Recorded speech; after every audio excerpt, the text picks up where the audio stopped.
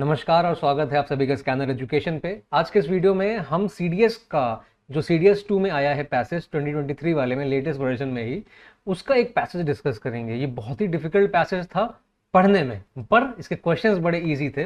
तो होता क्या है ना, एग्जाम में जब सवाल देखते हो डर लग जाता है बड़ा, उसके एक्चुअल क्वेश्चंस देखते हो तब समझ में आता है अच्छा ये तो नॉर्मल था। तो वैसे ही है, पहले आपको साइकोलॉजी पे अटैक करेगा, पैसेज पढ़ोगे लगेगा अरे यार ये क्या बवासीर दे दिया है, बट जब एक्चुअली पढ़ के आप क्वेश्चन सॉल्व करने जाओगे तो इजीली आप सवाल को पढ़ के स्कैन करके इसमें से आंसर दे सकते हो।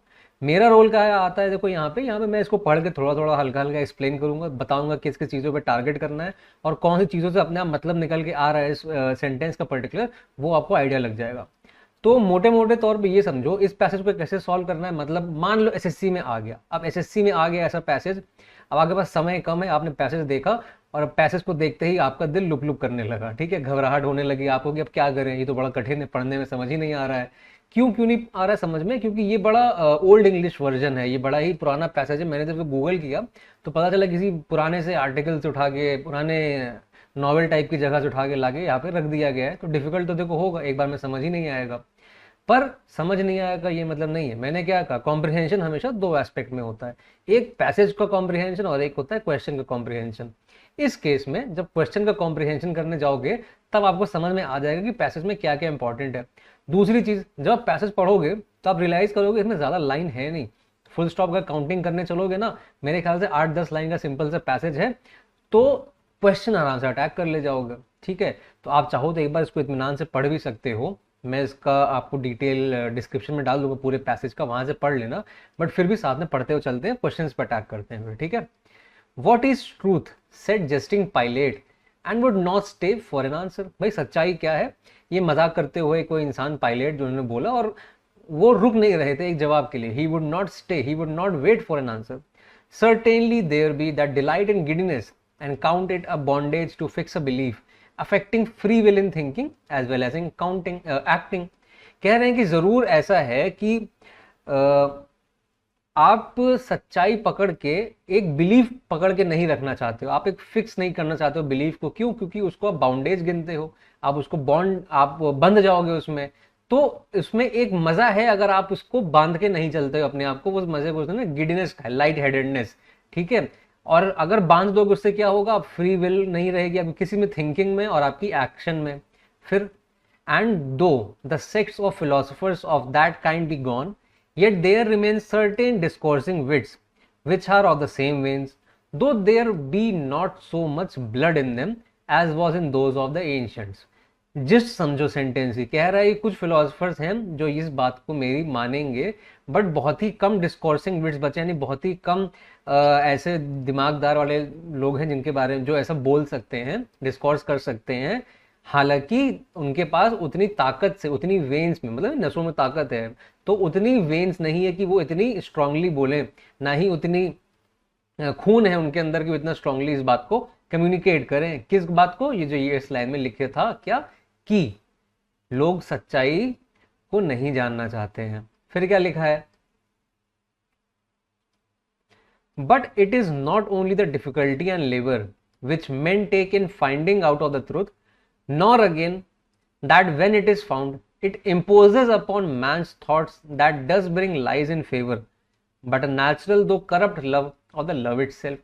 कह रहा है कि यहाँ ये बात नहीं है कि जो डिफिकल्टी हो रही है और मेहनत लग रही है, डिफिकल्टी एंड लेबर यानी दिक्कतें और मेहनत लग रही है जो लोगों को ट्रूथ को ढूंढने में लगती है, नहीं, ऐसा नहीं है। बट ये है कि लोग जो है अपने आप को इम्पोज नहीं करना चाहते इन थॉट से कि उन्होंने ट्रूथ ढूंढ लिया है, और साथ ही साथ जो लाई के फेवर में कुछ चीजें हैं, वो क्या हो गया है कि इंसान ने अपने दिमाग को करप्ट कर लिया है। किस चीज से? लव ऑफ लाई से, ठीक है, लव ऑफ द लाई, उनको झूठ से प्यार हो गया है।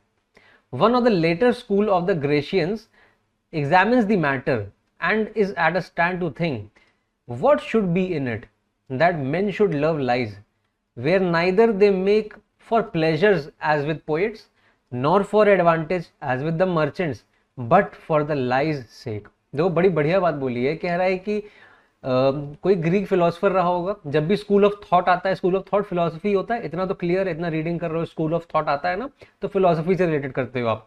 तो कोई ग्रीक फिलोसफर रहे होंगे, उन्होंने मैटर को एग्जामिन किया और बोला कि ऐसा क्या है जो लोगों को इतना ज़्यादा प्यार है झूठ से?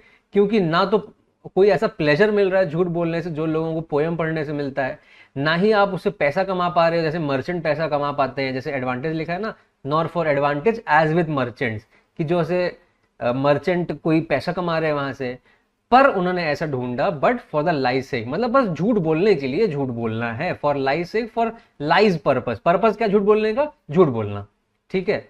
But I cannot tell this same truth is a naked and open daylight that does not show the masks and mummeries and triumphs of the world half so stately and dainty as candlelights। कह रहा है पर मुझे नहीं पता, मतलब वही Greek philosopher कह रहा है, वही खुद ही कह रहा है शायद, या तो ऑथर कह रहा है, इससे हमें अभी मतलब नहीं है, कि वही ट्रूथ जो है वो क्या है, वो नेकेड है, और वो क्या है, वो ओपन डेलाइट यानी स्ट्रेट फॉरवर्ड है। नेकेड से क्या मतलब है कि सिंपल है, और ओपन डेलाइट से क्या मतलब है, स्ट्रेट फॉरवर्ड है।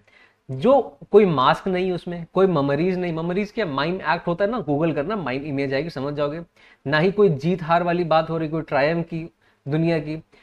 और जो सच है वो कैंडल लाइट से कंपेयर किया है। कैंडल लाइट की जो मेजेस्टिकनेस है, देखो ये बहुत पुराना आर्टिकल है, तो तब कैंडल लाइट बड़ी जरूरी चीज होती होगी, बिजली नहीं होती होगी, हो सकता है उस समय।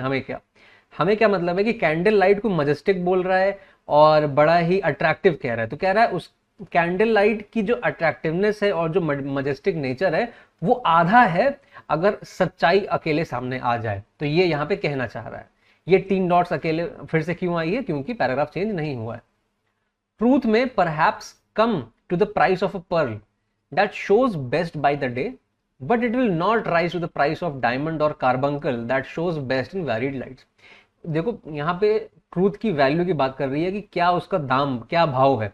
तो कह रहे हैं उसका भाव जो है वो एक मोती के बराबर है, जो दिन में तो बड़ा सुंदर दिखता है, बट इसका जो दाम है वो डायमंड जितना नहीं हो पाएगा, ना ही किसी कार्बंकल जितना हो पाएगा, जो कि भी एक तरह का जेम होता है, जो कि बेस्ट दिखता है वैरीड लाइट्स में। आप डायमंड को गोल गोल घुमा के देखो तो अलग अलग शाइन दिखाता है।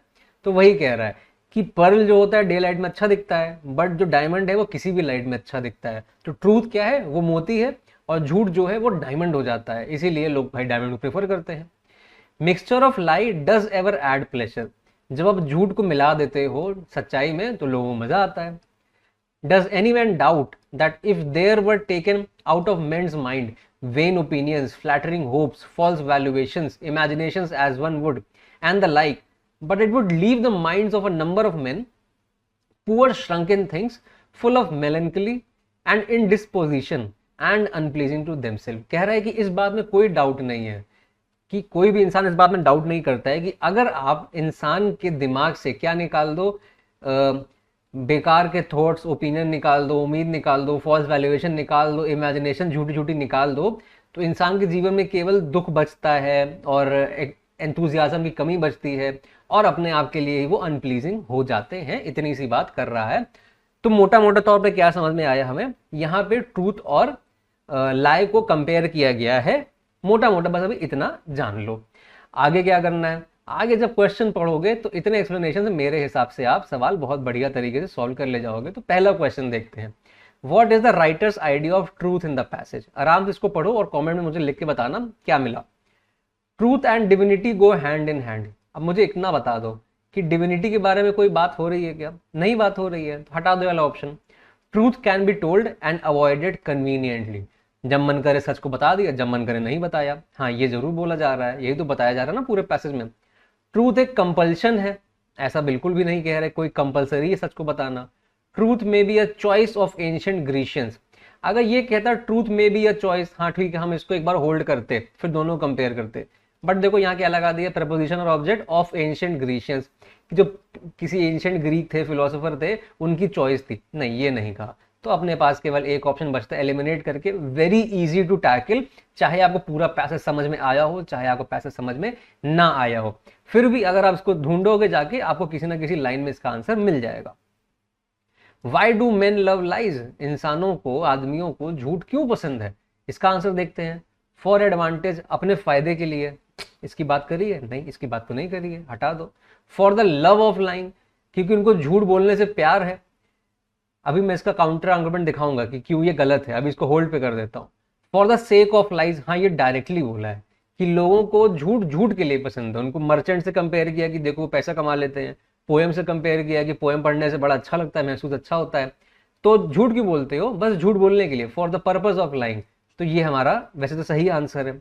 लाई इज इमेजिनेटिव, ये बड़ा ही इन्फ्रेंस ड्रॉन क्वेश्चन हो जाएगा। देखो इतने कठिन से पैसेज में अक्सर इन्फ्रेंस वाला सवाल नहीं आएगा। जब एक बार डायरेक्ट आंसर कंक्लूजन आ रहा है तो कुछ इन्फर करके क्यों निकालोगे? तो जब ये ऑप्शन नहीं होता जो डायरेक्ट निकल के आ रहा है, तब इन्फ्रेंस वाला क्वेश्चन बन के आता। बट डायरेक्ट आंसर है ना, for the sake of lies, तो इसलिए नहीं निकालोगे। अब ये देखो बी ऑप्शन क्या है, for the love of lying. For the love of lying नहीं है, for the love of lies था। उनको झूठ पसंद है, झूठ बोलना नहीं प्यार है। तो जब आप पढ़ोगे पैसेज में जाके तो आपको डायरेक्ट मिलेगा वहां पे कि वहां पे लोगों को क्या है, उनको झूठ से प्यार है, झूठ बोलने से नहीं। ठीक है, इसीलिए झूठ बोलते हैं क्योंकि उनको झूठ से प्यार है। Next question, which metaphor is used in the passage to compare the value of truth and lies. Truth and lie को कंपेयर करने के लिए किस चीज का इस्तेमाल किया गया है? पहला क्या है, पर्ल्स वर्सेस डायमंड्स। क्या इसके बारे में बात हुई है कि ट्रूथ मोती है और झूठ जो है वो हीरा है? हाँ बिल्कुल हुआ है। तो ये वाला अपना सही हो जाता है। अब बाकी पढ़ने की जरूरत ही नहीं पड़ेगी, आपको चाहे पढ़ लो, आपको समझ में आ जाएगा कि कोई बात नहीं हुई है किसी और के बारे में। Next, what literary device does the author use when he said truth is naked. Truth क्या है, वो नेकेड है, उसने कपड़े नहीं पहने हुए। तो कौन सा लिटरेरी डिवाइस यूज किया है ऑथर ने?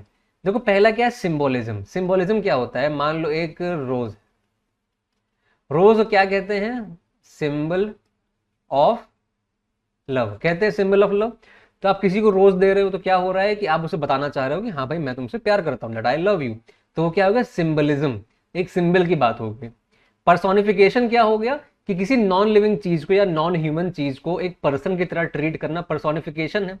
तो ट्रूथ है, ट्रूथ क्या है, वो नेकेड है और उसको कपड़ा पहनाया ही नहीं गया है, वो नंगा है। तो अब क्या करोगे, ट्रूथ क्या कोई इंसान है? नहीं, जब इंसान ही केवल कपड़ा पहनता है तो वही नंगा हो सकता है। बट यहाँ तो ट्रूथ को नंगा कर दिया, यानी ट्रूथ को क्या बना दिया, ह्यूमनाइज कर दिया, यानी ह्यूमन हो गया ये। तो पर्सोनिफिकेशन, एक पर्सन बना दिया। तो ये वाला हमारा सही आंसर है। एलोगोरी क्या होता है कि जिस स्टोरी का कोई मॉरल लेसन होता है उसे एलोगोरी कहते हैं। मॉरल लेसन यानी कि कोई कहानी पढ़ी, उसके आखिरी में कोई मॉरल लेसन है तो उसको एलोगोरी कहते हैं। तो ये नहीं होगा। फिर पैराडॉक्स क्या होता है, paradox something that is self contradictory. Self contradictory मतलब अपने आप को ही काउंटर कर जाता है। जैसे सबसे बड़ा, सबसे फेमस, सबसे नॉर्मल पैराडॉक्स जो हम लोग डिस्कस करने में बड़ा मजा आता है वह टाइम ट्रैवल का। जैसे एक कॉन्सेप्ट है टाइम ट्रैवल का कि आपने क्या किया, आप टाइम ट्रैवल मशीन में गए, आप सन 2023 में हो, ठीक है, अभी अक्टूबर चल रहा है 2023 और 2023 में हो। अब आप गए 10 साल पहले, चले गए 10 साल पहले, आप कहीं और कुछ और कर रहे होगे। अक्टूबर 2013 में आप एक साथ में बंदूक लगे गए थे। अब आपने बंदूक से अपने आप को गोली मार दी 10 साल पहले वाले को। तो जब 10 साल पहले आप वाला आप मर गया तो आज की तारीख में आप टाइम मशीन में गए कैसे? कॉन्ट्राडिक्शन हो गया ना। तो सेल्फ कॉन्ट्राडिक्टरी चीजों को पैराडॉक्स कहते हैं। तो ये हो गया। तो अल्टीमेटली हमारा आंसर क्या है, पर्सोनिफिकेशन। ठीक है, अब देखो क्या कह रहा है, what would happen if truths were not mixed with lies. अगर हम सच्चाई को झूठ से ना मिलाएं तो क्या होगा? ये इन्फरेंस बेस्ड है, इन्फरेंस बेस्ड है क्योंकि पूछ रहे अब क्या होगा, यानी डायरेक्टली मेंशन नहीं है बट कोई ना कोई स्टेटमेंट सपोर्ट में आपको मिल जाएगी। There would not be any pleasure in the pursuit of truth. ये इन्फर नहीं कर सकते हम क्योंकि ऐसी कोई बात करी नहीं है कि परसूट ऑफ ट्रूथ में कोई प्लेजर है। तो इसके बारे में कोई बात ही नहीं करी है कि कोई प्लेजर, तो फिर इसको हम कैसे इन्फर कर सकते हैं? इसको हम हटा देते हैं। Truth would be clear and undiluted. Truth एकदम साफ हो जाएगा और अनडाइल्यूटेड हो जाएगा, यानी झूठ बोल के भले ही उसको आप थोड़ा मिला देते हो, गड़बड़ कर देते होगे, तो इसको हम होल्ड पे रख लेते हैं थोड़ा सा। Lies would know longer be necessary. इसके बारे में कुछ जब कोई बात ही नहीं हुई तो हम कैसे पकड़ के इन्फर कर देंगे? हमें कोई सपोर्टिंग आर्गुमेंट चाहिए पैसेज में, तो इसको हटा दिया। Beauty of truth would shine fourth.